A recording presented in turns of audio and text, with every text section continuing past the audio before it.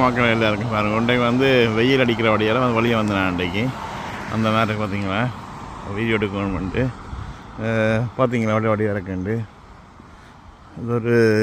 இது வந்து கடல் இல்லை இது ஒரு குழாம் உண்டு ஒரு அமைதியாக இருக்குது பார்த்தீங்களா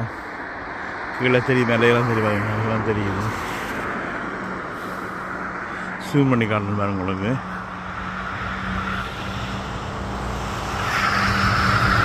மக்கள் எல்லாருக்கும் பாருங்கள் இன்றைக்கு வந்து வெயில் அடிக்கிற வழியால் வந்து வழியை வந்தேன் அன்றைக்கு